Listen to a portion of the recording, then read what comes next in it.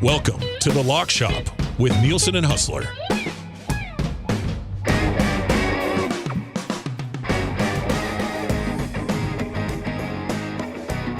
All right, it's 11:01. Welcome to the Lock Shop. Thank you very much for listening to Edmonton Sports Talk. Edmonton Sports Talk presented to you by Play Alberta.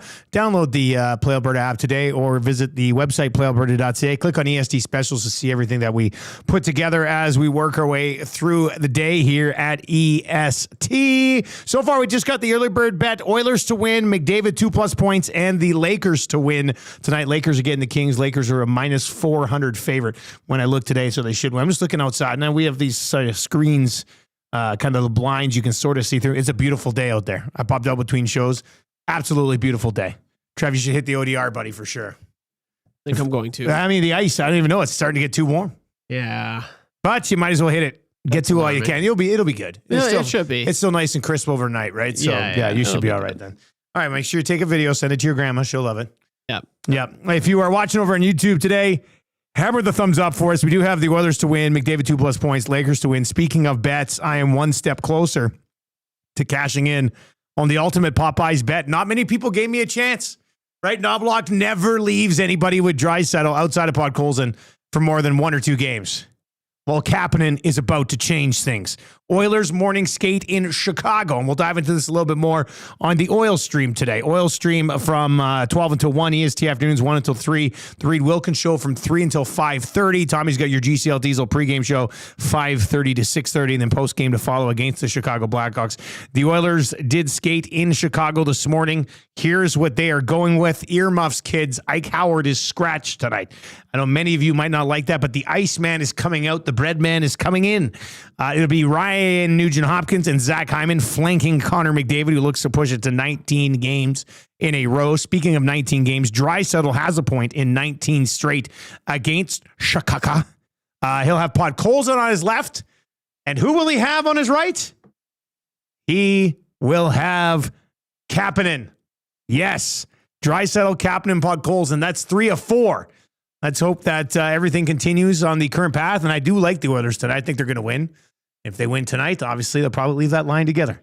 And then we'll have it tomorrow, and it'll be a miraculous Wednesday on the Oil Stream. Roslovic will have Savoy on his right and Mangiapane on his left. Lazar with Frederick and Matthias Janmark. Howard comes out if you want to chime in on that. 780-218-9999. Spency 5 cents. He says, double down. Kapanen stays in the top 6 for the rest of the season. Look, Spency 5 cents. 7 o'clock hour of the Nielsen Show is brought to you by GameSense. Does that sound like a big GameSense move, right? To already go on what was an underdog play in the beginning. A bet that will be talked about for years on Edmonton Sports Talk. And then to double down on it, say the whole season, there's no way. I'm not a fool. Ekholm, Bouchard, Nurse, Amberson, Stastny, and Regula. Wallman remains on the LTIR. It looks like Ingram will get the start tonight as well. So there you go. That's your line combinations. We'll dive into it a little bit deeper. The Oilers also posted today.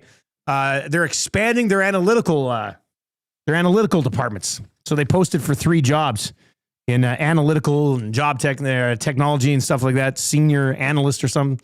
I would have thought that maybe they would know people in the industry and they would have them. But they're kind of just throwing it out there. And there's going to be about 500 Edmontonians who go on natural stat trick trying to apply for this job. So that'll be fun as well. They should do it like, what's the show with the roses? Is that Bachelorette? Yeah, Bachelorette. They should do that for the senior analytical position, shouldn't they, Trev? Hey, don't you think that makes sense? It's not a bad idea. I said they should just go and get Lowtide. This is his big moment right here. Lowtide's been prepping for this for years. The Oilers are recruiting for 3 roles. Senior data scientist. I think you'd probably call it an analyst. I don't know if it's a scientist. Do you have to have like a medical degree. What's going on? So a senior data scientist, a hockey data engineer. So those are hiring scientists and engineers. And then a full stack developer to help build leading edge hockey insights. So they'll probably pluck one of the hockey online analyst folks out of this thing, I would think. Anyway, more of that on the oil stream coming up. We got a lot of football to recap with our man Huss. Although Hernan wants me to start by asking him a question. Let's bring in Huss from Winnipeg Sports Talk. Huss, Hernan wants me to ask you, are the Winnipeg Jets back? Well, they're back in the win column. 2 times. Yeah. I mean, 2 struggling teams came in and the Jets got wins.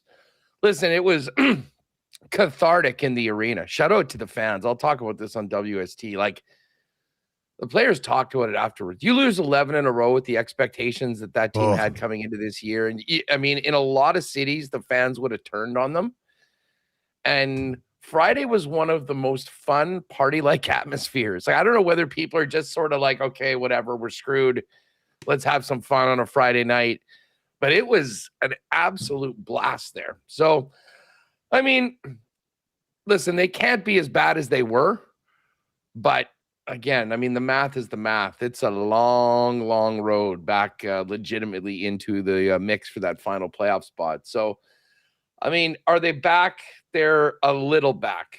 But I think they'd need to continue to do this for about another 3 weeks if we wanted to start realistically talking about them to potentially get high enough to get waxed by the Avalanche in the first round at the 8th seed. Nielson Hutz with us. Of course, it is the Lock Shop. You can text us anytime, 780-218-9999, 780-218-9999. Mark texts in and says, Oilers -1.5. That'd be in the puck line. He texts in and says, Oilers -1.5 is worth some sugar. And, of course, Norman the Combine says, let's go Texans.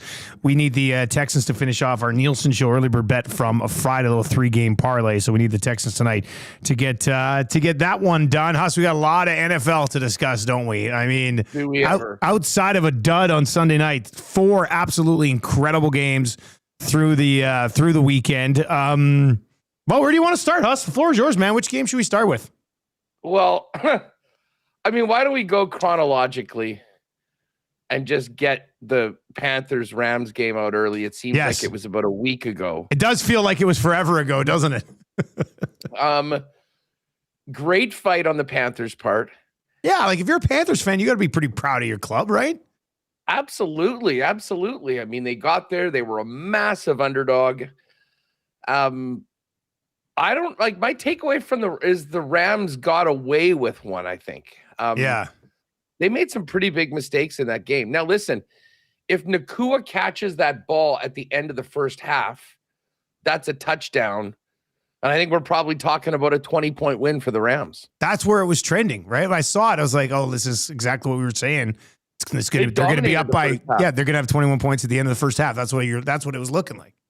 Panthers are a plucky team, though. They don't quit. I thought Bryce Young had a real strong game. And should they have been right there with the Rams? Not really. But they were. And they actually had a chance to win the game. So, I mean, that was a real that was the Saturday afternoon game. I mean, they know what they're doing when they plan these. So whatever. We got that one out of the way. Does it change the way you view the Rams moving forward? I mean, it didn't give me a huge jolt of confidence that this team is going to be like, I think they need to step their game up, and maybe that's a bit of a cautionary thought. I mean, obviously they're going to be going to Chicago, which will be outdoors. It'll be cold. That's going to be a real challenge for the Rams. But I mean, the Saturday night game, I'm not sure. I still can't believe it. How nuts was that, eh? So Marsh was watching a bit of it with me, and he goes to bed, and he didn't ask him. We were walking somewhere yesterday afternoon, and he's like, "Hey, Daddy, what was the final score in that Packers game?" I said the Bears came back and won 31-27. He gave the old, like, you know, you're like, sometimes you go like, That's what he was. He was like, what? I said, yes. You will never believe what happened in the fourth quarter. Caleb Williams and the Bears just absolutely walked. Green Bay, how does it go from looking like Chicago could do nothing to stop the Green Bay Packers? Nothing, right? It comes out of the gate. You're like, oh, that's why they're trying to justify. They're going for it on 4th and 4 in the first half on their own 32 because, they don't know if they'll be able to stop the Packers. And then the Packers literally do nothing in the second half of this football game. That was an incredible flip. I thought this game was over at halftime, even missing the field goal that would have put them up 24-3. Still, it's 21-3, whatever. It's fine.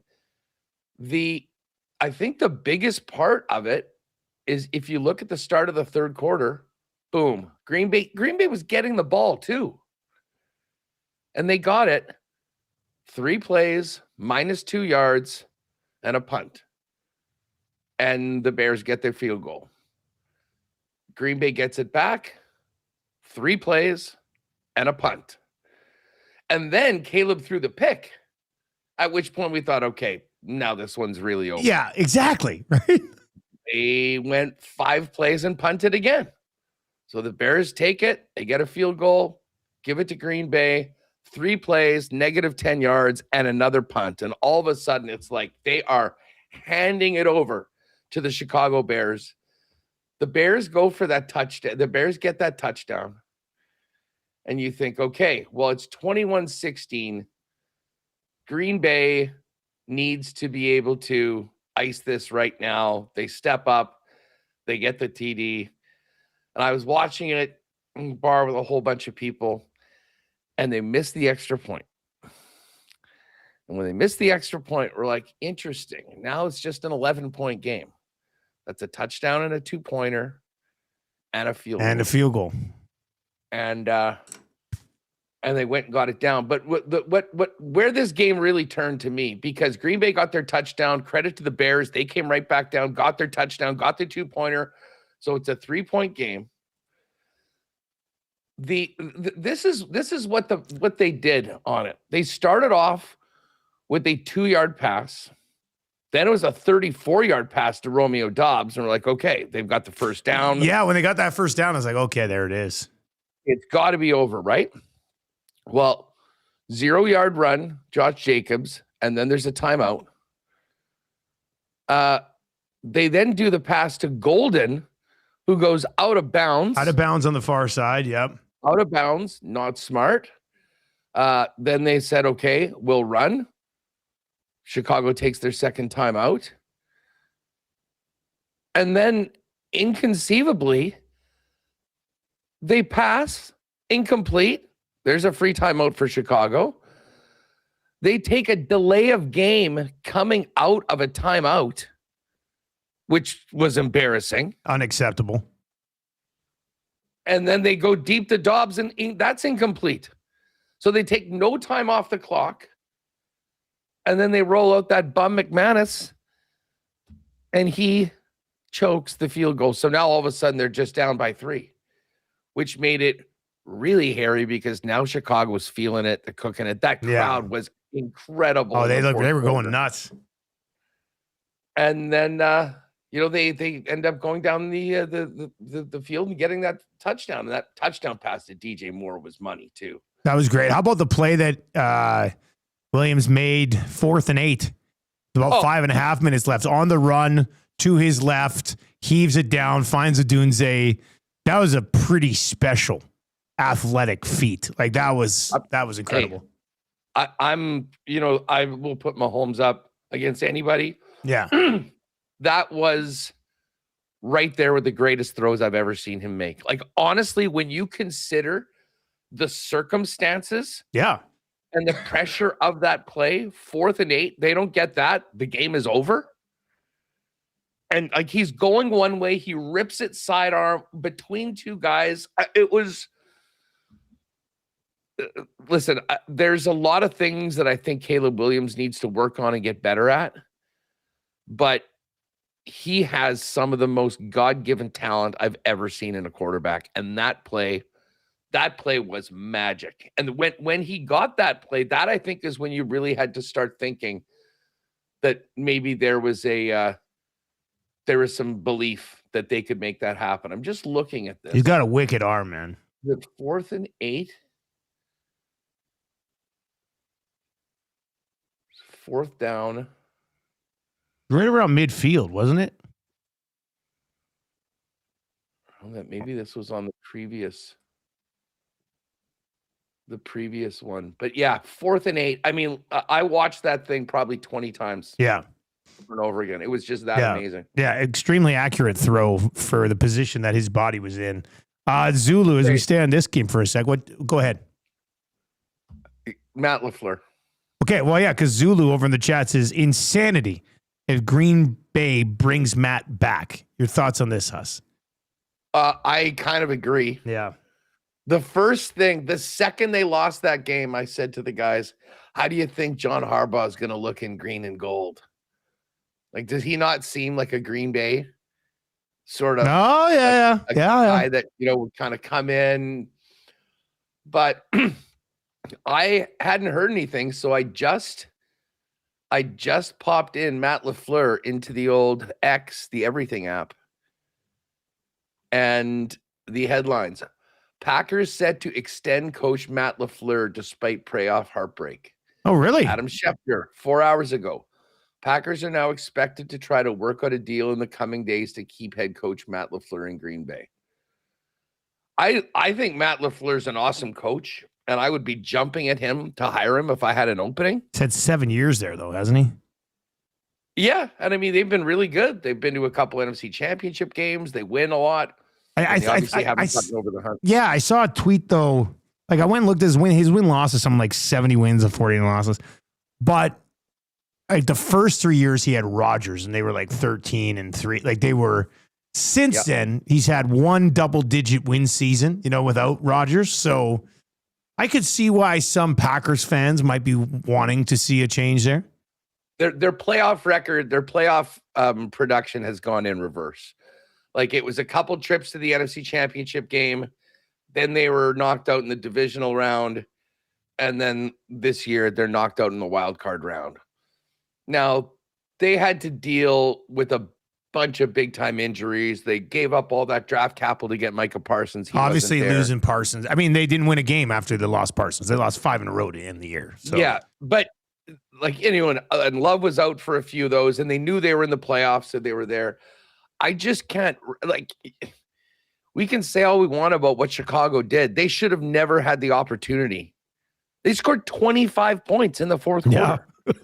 Like, it's a combination of the defense laying down, but we just went through it. I mean, some of the decisions in the name of being uber aggressive absolutely blew up in their face. So,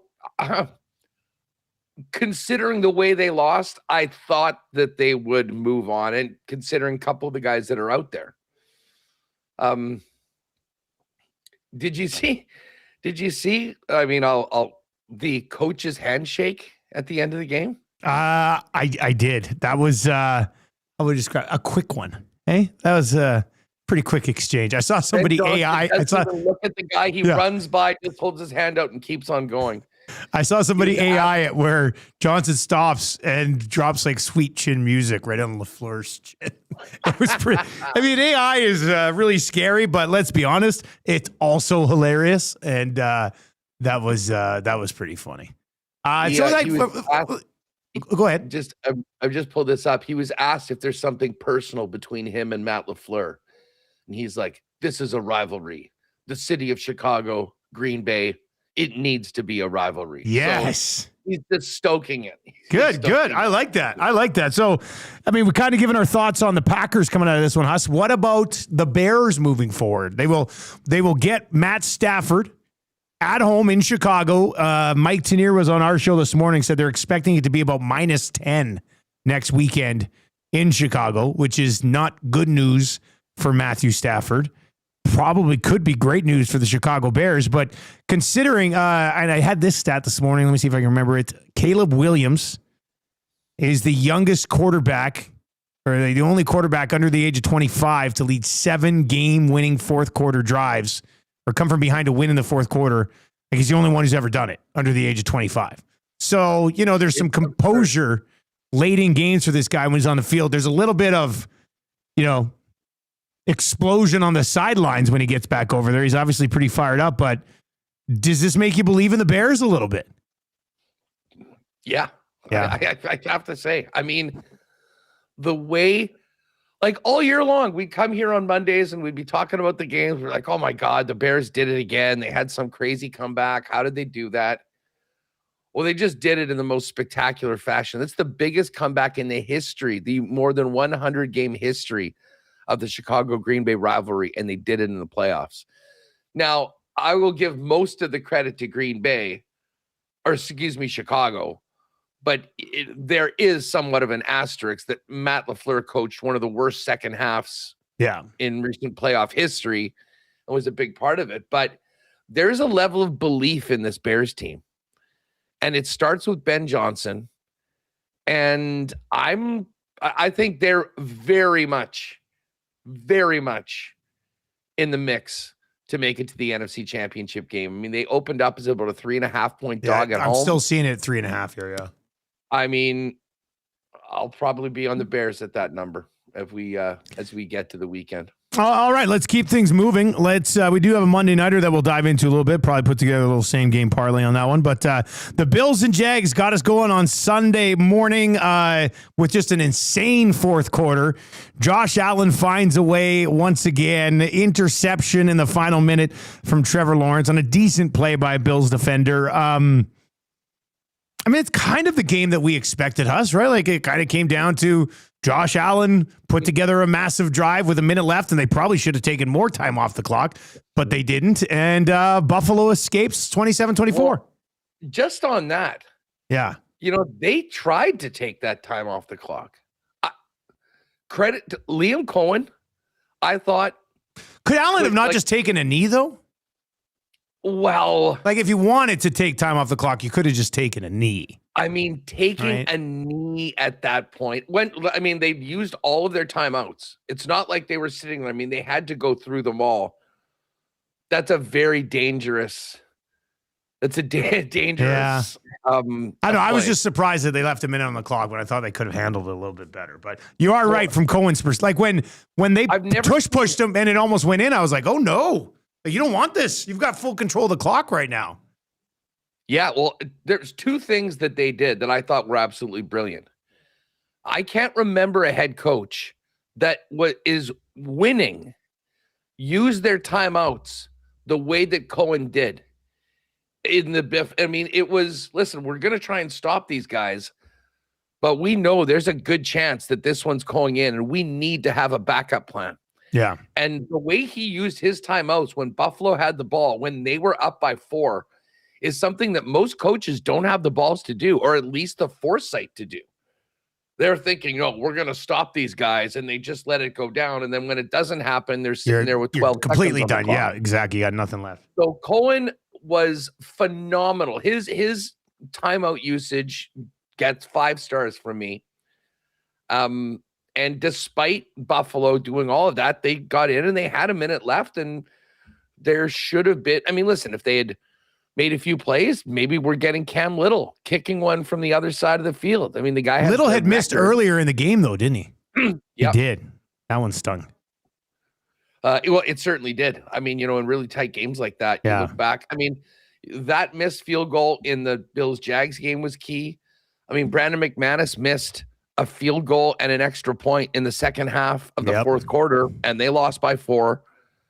I mean, there's only so many possessions and so many opportunities, and if you give them away, particularly on the kicking game, that can come back to you. Listen, this kind of went exactly as we thought. 2 good teams, going to be really tight, and the belief that Josh Allen would find a way to get that win. I thought their defense stepped up pretty well too. I mean, there was a time. Like the first interception was a bad read by Lawrence.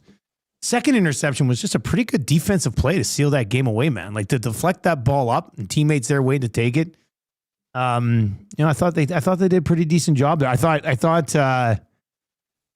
if I was Jacksonville, this game fell in a nice little window too, because Marshall had hockey early in the morning and then Elizabeth had hockey later in the afternoon.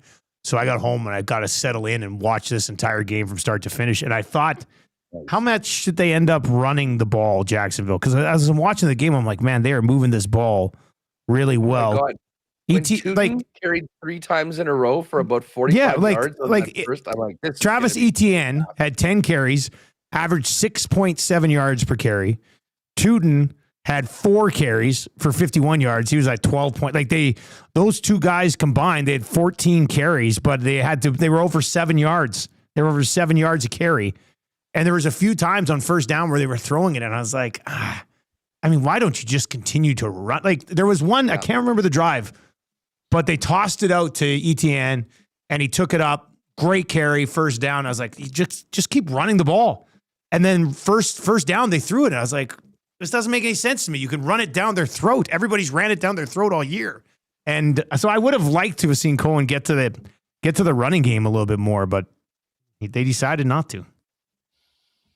That's the one thing. If you want to pick it, what they did and didn't do, the fact that they didn't run the football a little bit more, I think was a bit of a head scratcher. But hey, Bills Mafia moves on. We get Bills and Broncos next week. Looking forward to that. And this is going to be the game I think that I'm the most excited to talk about. The Eagles are toast. The Eagles are done, put out of their misery, as I described. Like this, doesn't this just sum up the Eagles' season offensively? 100%. And A.J. Brown can bitch all he wants. He had at least two bad drops in the game yesterday that could be the difference. Well, it's just quickly on the drop sauce, and then I'll let you continue. We mentioned this morning. The stat on the drops was the Eagles had 4 drops on third down versus the Niners in the wild card round. That was more third down drops than they had the entire regular season, as well as most in a playoff game since ESPN began tracking the stat in 2006. So you're looking at 20 years. No team has dropped the ball more on third down than A.J. Brown and his counterparts did yesterday. Oh, you hate to see it. You hate to see it. Couldn't have happened to a better group. There was a bad one by Barkley. There was a couple by Brown. I'm not sure what the other one was. But speaking of running the football, like at the beginning of that football game, after 2 drives, I'm like, well, I hope Purdy is ready to go for about 500 yards and 6 touchdowns, because it looks like they're going to need that to win this game because they can't stop Philly on the ground. Yeah. But then they stepped up and then they were able to do it a little bit later on. Like McCaffrey is so incredible. He was sort of bottled up early. And then just with the way he jukes his body around, he was turning 2 yards into 8 yards. And I mean, he was good. Purdy obviously took care of the football for the most part, was solid. Really impressed that the Niners were able to do that despite losing Kittle early on. And that was ugly, eh, man? You could literally see the Achilles. You hate when you see that. Like, that's just disgusting. But right after that, they go Juwan Jennings to Christian McCaffrey and sort of, steal the momentum in that football game. I'm coming off of what was a disaster for your team. What a call by Shanahan. And the catch McCaffrey made was as good as you'll see from any receiver all year long. Like Willie Mays Hayes over the shoulder, having to. And Jennings laid that thing out there as he was about to get hit too. Oh my God, did he pay the price? Yeah, he paid the price big time, but he threw a good enough ball that McCaffrey could work a little bit of magic on the other end. I mean, that is, I'm sure Shanahan probably mentioned that. I didn't see his post game or his bit to it, but that is, I mean, receivers don't usually get laid out like that by the biggest defenseman lineman in the NFL. And he knew what the job was, and he had to wait in there on that, and he got absolutely creamed, but got up. That was such a great play. And then, as the Eagles have done all season long, they came up small offensively when they needed it. the drops tell you the story. I mean, if maybe one or two of those drops don't happen, maybe they win the football game. But it sure was nice to see that smug prick Nick Sirianni take the L. I don't know if there's anything I enjoy. I think I get more joy than you do watching you get joy out of the Eagles losing, you know? You really love it. And I'm not like that with, you would think that, okay, now I am on the anybody but Denver train. Sorry, Bronco Nick. As a Chiefs guy, one would expect, I'm sure it's the exact same thing when the Chiefs are playing and the Broncos have been out for like the last 9 years. But there's something unique about Sirianni in that he is just the most easily detestable individual when it comes to coaching in any of the positions. And then you add in the rep of Philly and, you know, their fans and all that. And as I say, good on the Niners. And you know what? I'm not sure whether we ever got this up, but remember about a month ago, we said it'd be interesting to get a future on 3 teams of the Final Four in the NFC being from the same div. West. Yeah, we got it. It all came through with both the Niners and the Niners and the Rams getting the job done. All right, so the Eagles are gone. A.J. Brown will probably be finished there, I would think. Some people are already linking him to Buffalo and get Josh Allen, that alpha dog receiver. Niners are 7.5-point dogs. They opened at 7.5-point dogs going into Seattle, Huss. And, even more banged up now than they were going into last week. Seems like a tall task, but early thoughts on the 7.5, and obviously we'll dive into it as we work our way through the week. Well, I mean, there's a little sticker shock right off the bat going, whoa, that's a big number. But, I mean, we did see a healthier team lose by 10 and only score 3 points against that defense 2 weeks ago. Yeah. Or a week ago, I should say. So it's not like you're going to go in, like if San Francisco was, say, playing the Bears or something like that, and I guess those two teams did play right towards the end of the season as well. But I mean, it's not, if you had a more unfamiliar matchup, maybe I'd grant, okay, Shanahan can cook up a few things here. It's just that those teams know each other so well. Seattle has, executed, particularly defensively at such a high level that you need to be at your best, I think, to have a chance to beat them. And the fact that there's not going to be Kittle, it's going to be really, really tough. Like, I don't know how they changed the script from what happened 2 weeks ago with the number 1 seed on the line in this game next week. So, I mean, good on them for winning the game, but I would be shocked if the Seattle Seahawks aren't playing at home in the NFC Championship game. All right, and then full disclosure, I watched the first part of the Patriots and Chargers. Then I was putting the kids to bed. Then I did a card break. And then by the time I wanted to get back on it, I didn't have any interest in it from the accounts of everybody in the card break and everybody who was just like, you're not missing much with this game. I'm sure you watched it, Huss. What did I miss with the Chargers and Patriots? I mean, you watched a pretty complete performance by New England. You watched 2 offenses that really weren't up to the level of many of the others that we saw. 2 good defenses, granted with that. And listen, Drake May, I thought was fine in his first playoff game. I'll be honest, I was looking for more from Justin Herbert. Yeah. In this game. I'm just looking. I mean, he said, hey, I didn't play well enough and didn't make any plays. And when it mattered the most, we didn't score any points. I mean, he was 19 of 31 for 159 and no touchdowns. Now, I will say this. I mean, he's got one of the worst offensive lines with their tackles being out. And he's been, hounded all year long. But they left a lot of meat on the bone last night. And, there was that 3rd and 7 in the third quarter where McConkey was all alone and Herbert underthrew him. And then Marcus Jones broke up that pass.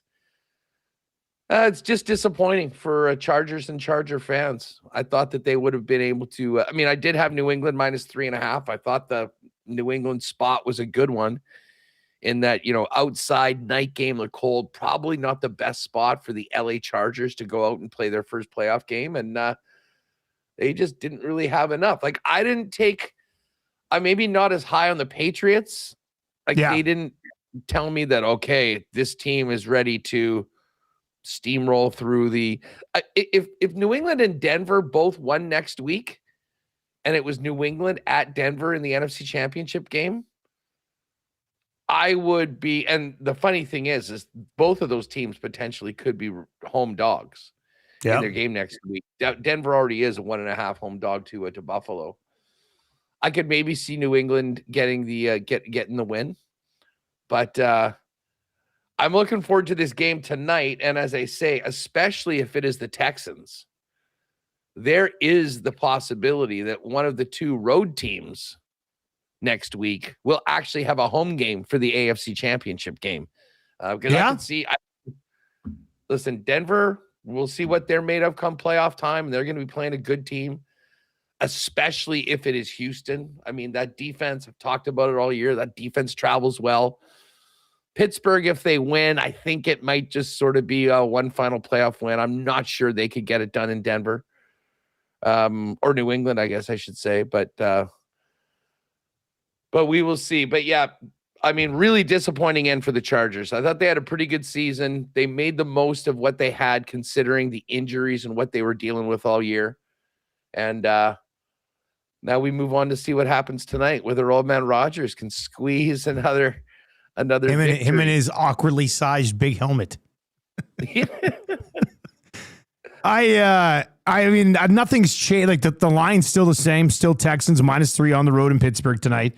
My opinion of this game hasn't changed. I think Aaron Rodgers and his offense are going to have an absolutely nightmare of a time trying to score points against the Texans defense that is equally as solid both in the air and on the ground. Huss, has anything changed in your mind over the last 3 days since we spoke on Friday?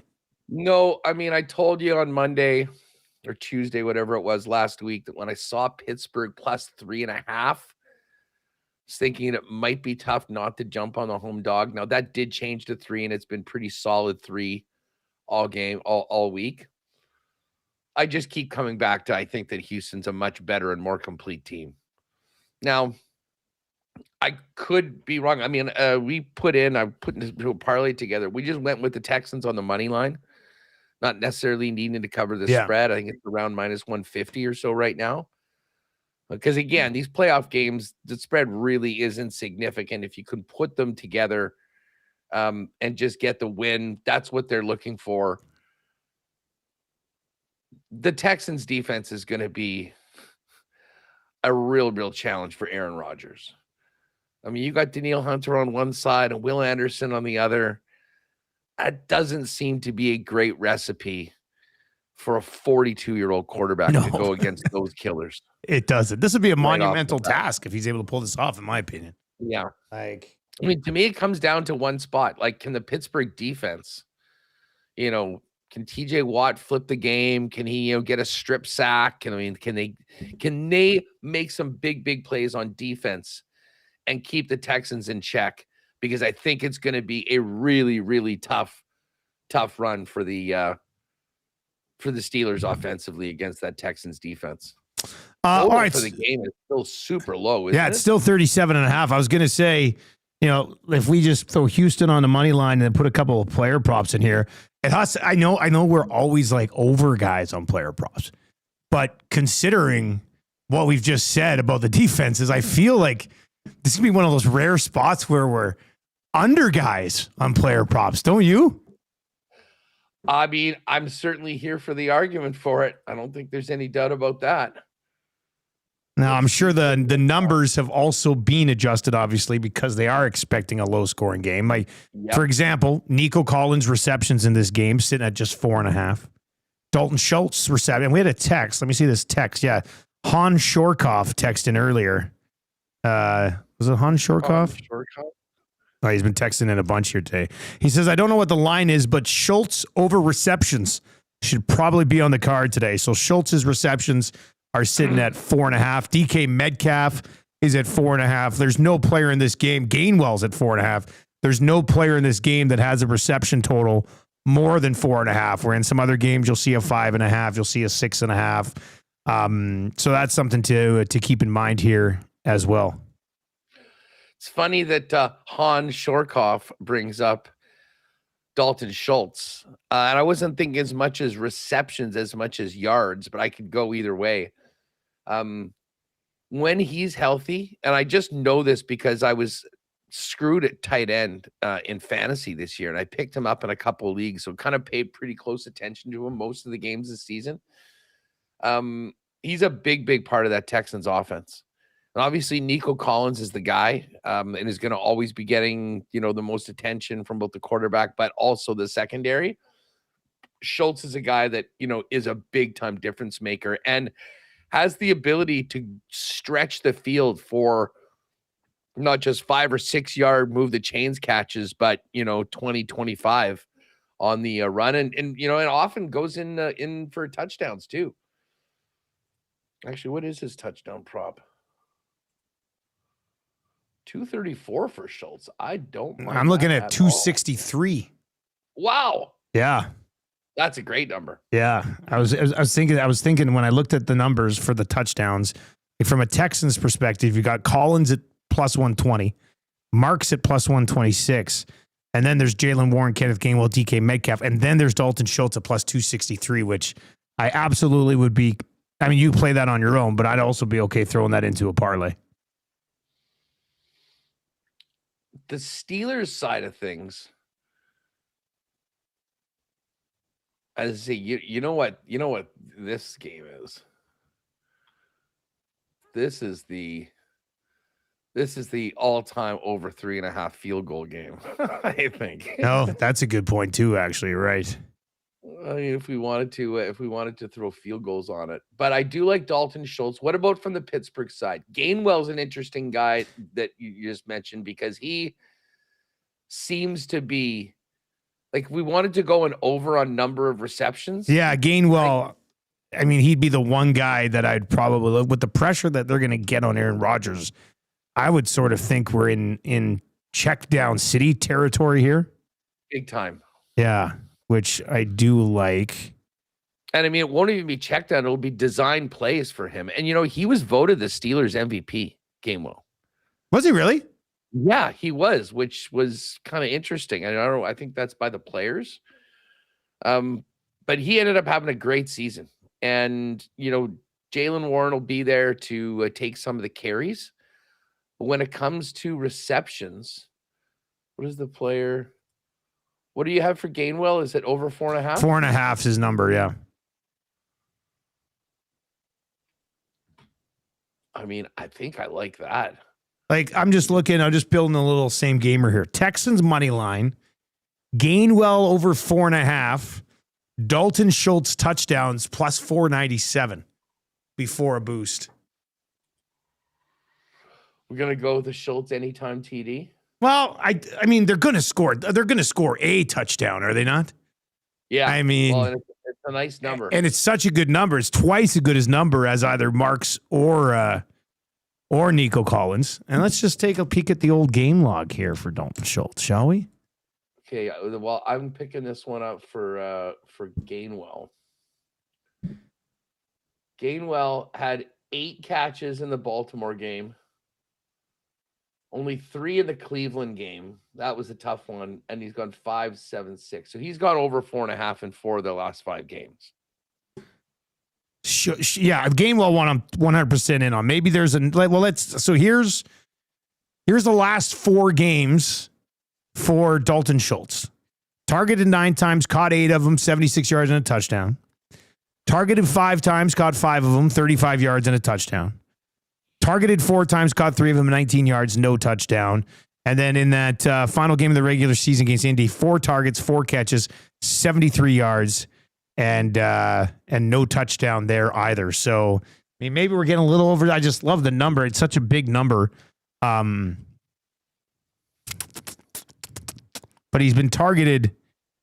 He's been targeted at least 4 times. He's been targeted more than 4 times in more than half of his last 11 games. So, I mean, he gets heavily involved in the offense.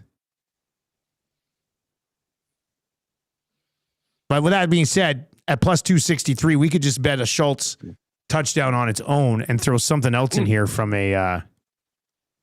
Hey, my favorite. What is there a rushing total for Aaron Rodgers? Oh, the over.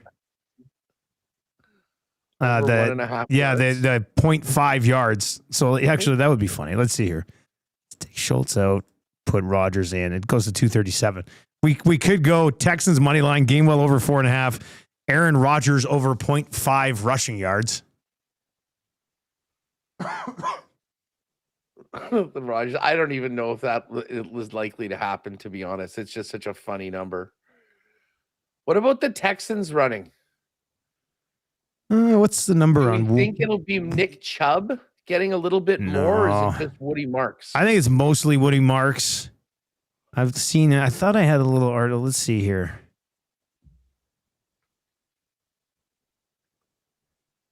Yeah, where was I? I was over on Covers looking, and they were saying a struggling passing game means that the projections for a busy night for rookie running back Woody Marks, who's gone over his total in 4 of his last 5 meaningful games. What's the number on, where's the Woody Marks here?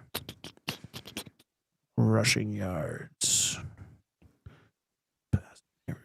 Woody Marks. So, yeah, I mean, we got a range from about 51.5 all the way up to 57.5 and the little same gamer here. I'd probably be comfortable around 53.5. Yeah, Woody Marks for 54 plus. Yeah. And then a Gainwell. So we'll go a couple running back props and then the Texans. You want to do that? Yeah. I mean, I like the Gainwell catches, the Woody Marks rushing yards. Do we want to put in Dalton Schultz, like even on a? Let's see here. A yardage. Receiving receptions. Just 4.5 there. Receiving yards. Here we are. Let's see what we can get him at. Dalton Schultz. You go just over 40.5 receiving yards for Schultz. Yeah, why don't we do that? Okay. Instead of the Texans, just go player props instead, or leave the Texans in there. I would say leave the Texans. Let's leave the Texans in.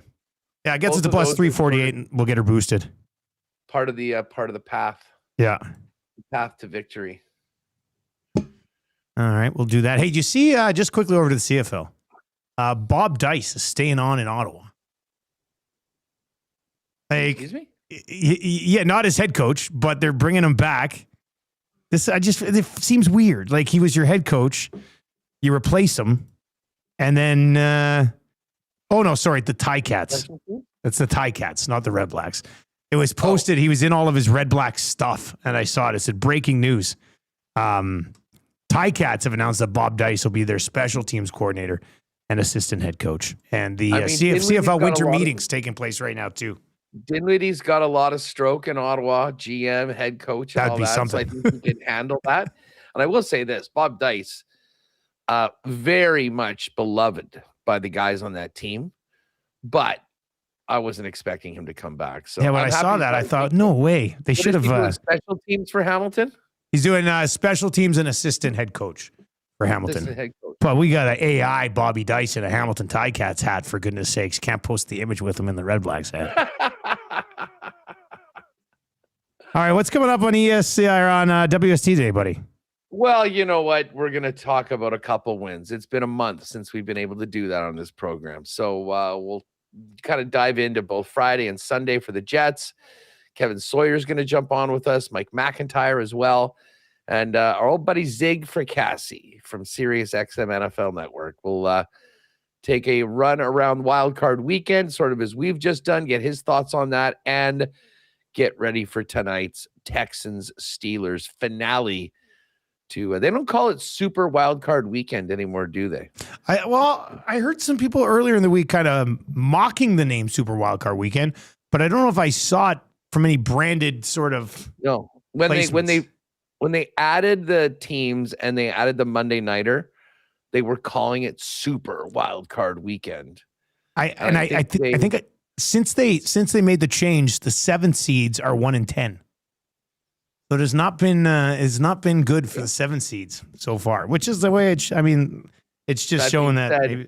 I can show you a 7 seed that should have won a freaking game on Saturday night. That I don't know how. I did wellness checks on a few friends that are good friends that are Packer fans. Saw a couple of them yesterday, and I mean that is. Like, I just think about like the most crushing losses I've experienced. You know how you go to bed and then you wake up the next day and you go, oh my God, did that happen? Like that was every Packer fan yesterday morning after that game on Saturday night. Like how the hell did they blow that? It's going to be interesting. I know they're reporting that LaFleur's coming back. That is going to be a tough sell to the fan base. Well, and how long do you sign him for? Because what if they come out of the gate not very good next year? They'd be like, well, we just signed this guy to a 4-year deal. I mean, the thing is, they will be. They're always good. Like, they're always competitive. And, I mean, they really took the... Well, and they'll have Micah Parsons healthy, which will help. Yeah, exactly. Yeah. So, I don't know. What... Oilers in Chicago tonight. Oilers are in Chicago tonight. Dad's trip, Chicago tonight, Nashville tomorrow night. So the Edmonton Oilers had a chance on Saturday, Huss, to have their first 3-game winning streak of the year, but lost. That's 8 times now they've had a chance to put together a 3-game heater and have not been able to get it done. Hey, I'm well aware. I backed the Oilers on Saturday night, thinking that was an automatic. And the good thing was I hit my early parlay on Saturday. I had Florida, I had Buffalo. And I had, what was the other early game that we were watching? It wasn't close either. Was that the 10-0? No, it wasn't the 10-0 game. I'll just pull it up. It was the Panthers. It was the Sabres. Oh, it was the Lightning. Lightning over the Flyers. Yeah, it was 7-2. So that was nice. But the other one I had the Oilers, and I had the Wild, and they lost in overtime. That's 2. I think the Islanders, I've been on the wrong side of the Islanders on parlays the last little bit. They always seem to go to overtime. They lost in a shootout when I needed them to win, and then they beat Minnesota in overtime. By the way, if you want a pretty strong, I mean, it's minus 172, but that Jersey team we saw yesterday here in Winnipeg, they are going through it right now. They're taking on a Wild team that's going to be in a tough mood. I actually do like Wild tonight, Edmonton. I'm on the Habs over the Canucks too if we want to put a quick 3-gamer in there. Plus 294. Want to do that? Wonder if we can get... Oh, the Lightning and the Flyers are playing again? Oh, home and home. That could get ugly. There was a lot of chippiness in that game. Oh, Buffalo at home to the Panthers. I love the Sabres. Well, you got to get going, man. Your show starts in 6 minutes. We'll talk a lot of hockey tomorrow, obviously, with a big Tuesday slate, and obviously we'll recap the Steelers and the Texans. Great catching up with you, man. We'll check in with you tomorrow. Looking forward to it. I think I'm with you. Habs, Wild, Oilers, nice and easy. 3 favorites. Done and done. There you go. We're on it. It's already. I sent that over. Oilers money line, Wild money line, Habs money line, and then we got the Texans. Gainwell over 4.5 catches, Woody Marks over 53.5 yards, and Dalton Schultz over 40.5 receiving yards. That'll be our NFL partner parlay, and then we'll have the NHL 3-gamer, Oilers money line, Wild money line, Habs money line, and you can find all those on the EST specials page. Jay's play of the day still to come as well, and the grandest of parlays still to come from the DGen Den as well. And we'll throw that up on the EST specials page when we get it as well. If you're watching over on YouTube, turn on autoplay. We've got the oil stream coming next. The Oilers are hiring more for an analytical department.